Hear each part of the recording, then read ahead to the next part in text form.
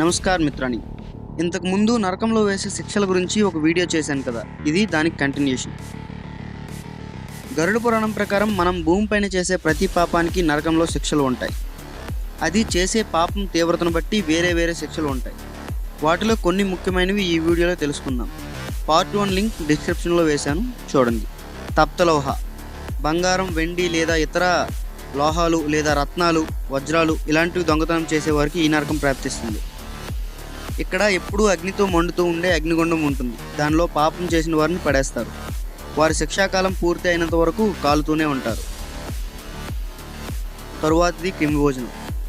ఇక్కడ రకరకాల పురుగులు, చిన్న చిన్న కీటకాలు ఉంటాయి. ఇంటికి వచ్చిన అతిథులకు స్తోమత ఉండి కూడా తిండి పెట్టకుండా తినే వాళ్ళకి ఈ నరకం దక్కుతుంది. పాపం చేసే వాళ్ళని ఈ పురుగుల మధ్యలో పడేస్తారు. అవి మనిషి శరీరం చిన్న చిన్న ముక్కలుగా పీక్కొని తింటాయి. కొన్ని పురుగులు నోట్లోంచి ముక్కులోంచి లోపలికి వెళ్తాయి. తరువాతది తప్త శాల్మలి. వావి వరుసలు చూడకుండా అక్రమ సంబంధాలు పెట్టుకునే వాళ్లకు, పెళ్ళైన వారితో వాళ్ళకి ఈ శిక్ష వేస్తారు. ఇక్కడ ఆడ మగ ఇనుప బొమ్మలు ఎర్రగా కాలుతూ ఉంటాయి. ఆడవాళ్ళైతే మగబొమ్మకి, మగవాళ్ళైతే ఆడబొమ్మకి బలవంతంగా కౌగిలించుకునేలా చేస్తారు. ఆ వేడికి వీళ్ళ చర్మం బూడి ఆ బొమ్మకు అంటుకుంటుంది. అయినా వదలక ఈ శిక్షలు అమలు చేస్తారు. నెక్స్ట్ వజ్రకంటకశాలి. మనిషిని అన్న విషయం మర్చిపోయి జంతువులతో సంభోగం అంటే సెక్స్ చేసే వాళ్ళకి ఈ శిక్ష వేస్తారు. ఇక్కడ పదునైన ముళ్ళతో కూడిన బొమ్మలు ఉంటాయి. పాపం చేసిన వాడు దాన్ని కౌగిలించుకోవాల్సి ఉంటుంది. ఆ ముళ్ళు శరీరంలో దిగి చిత్రవద చేస్తాయి. తరువాత వైతరణి. అధికారాన్ని అడ్డుపెట్టుకుని జనాల్ని కష్టాలు పెట్టేవాళ్ళు, వాళ్ళ కింద పనిచేసే వాళ్ళని మనుషుల్లా కూడా చూడని పాపులు ఈ నరకంలో విడిది చేస్తారు. వైతరణి అంటే ప్రత్యేకంగా చెప్పనవసరం లేదు. మనుషుల మలమూత్రాలు, చీము, నెత్రు, పురుగులతో నిండిన నదిలో పాపం చేసిన వారిని పడేస్తారు. ఆ నీరే తాగి అందులో ఉన్నది తిని శిక్షాకాలం ఉన్నంత వరకు నరకం అనుభవిస్తారు. వైశాసనం. ఈ నరకంలో ఎలాంటి ఆయుధాలు ఉండవు. మంచి రుచికరమైన భోజనం, రకరకాల పానీయాలు, ఎమబట్లు తప్ప ఇంకేముండవు. తినడానికి తిండి లేని పేదవాళ్ళకి తిండి పెట్టకపోవడమే తప్పు అంటే వాళ్ళ ఎదురుగానే వీళ్ళ దర్పాన్ని, అహంకారాన్ని, ఆస్తిని చూపించి వాళ్ళకి మరింత మానసిక క్షోభను గురిచేసే వాళ్ళకి ఈ నరకం బహుమానం. ఇక్కడ నుంచి రుచికరమైన భోజనం, పానీయాలు ఉంటాయి. వాటిని పాపం చేసే వాళ్ళ ఎదురుగా ఎంబట్లు ఎంజాయ్ చేస్తూ తింటారు. కానీ వీళ్ళకి ఒక్క ముక్క కూడా పెట్టరు.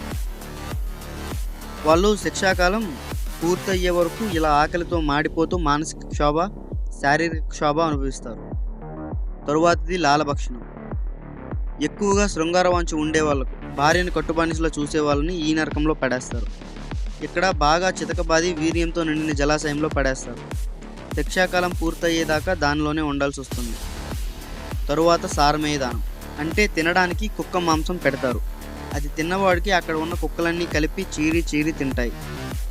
వాడి శిక్షాకాలం ఇంకా పూర్తవ్వకపోతే వాడికి ఇంకో శరీరం ఇచ్చి మళ్ళీ శిక్షిస్తారు. అన్నంలో విషం కలిపిన వాడికి, అమాయకులను ఊచకోత కోసిన వాళ్ళకు ఈ నరకం స్వాగతం చెప్తుంది. తరువాతది అవీచి. తప్పుడు సాక్ష్యాలు చెప్పి అమాయకులకు శిక్ష పడేలా లేదా తప్పు చేసేవాడికి శిక్షను తప్పించిన వారికి, అలాగే సొంత ప్రయోజనాలకి అబద్ధాలు చెప్పేవారికి, ముఖ్యంగా ఇచ్చిన మాట తప్పే రాజకీయ నాయకులకి ఈ నరకం టికెట్ ఇస్తారు. ఒక ఎత్తైన కొండ నుంచి కిందకి పడేస్తారు. అక్కడ ఉన్న సముద్రంలో పడతాము అని పాపులు అనుకుంటారు. కానీ పెద్ద రాతి పలక పైన పడి ముక్కలు అయిపోతారు. కానీ చావరు. ఈ శిక్ష తప్పు ఎన్నిసార్లు చేశారో లెక్కించి అన్నిసార్లు వేస్తారు. తరువాత అయోపానం. ఇది ప్రత్యేకంగా తాగుబోతుల కోసం మాత్రమే తయారు చేసిన ప్రదేశం. ఇక్కడ ఆడ తాగుబోతులకు ఇనుము కరిగించి నోట్లో వేస్తారు. మగ తాగుబోతులకు లావా నోట్లో వేస్తారు. భూమిపైన మనం ఎన్నిసార్లు మద్యం పుచ్చుకుంటే అన్నిసార్లు ఇది రిపీట్ చేస్తారు. ఇంకా కొన్ని శిక్షలు మిగిలిపోయాయి. వాటిని నేను నెక్స్ట్ వీడియోలో చెప్తాను. ఎక్కడి వరకు వచ్చారంటే ఈ వీడియో మీకు నచ్చిందని నేను అనుకుంటున్నాను. నచ్చితే ఒక లైక్ చేయండి. మీ అభిప్రాయం కామెంట్ చేయండి. ఇప్పటివరకు మన ఛానల్ని సబ్స్క్రైబ్ చేయకపోతే వెంటనే సబ్స్క్రైబ్ చేసేయండి. Signing off ఫిలోమిత్కా.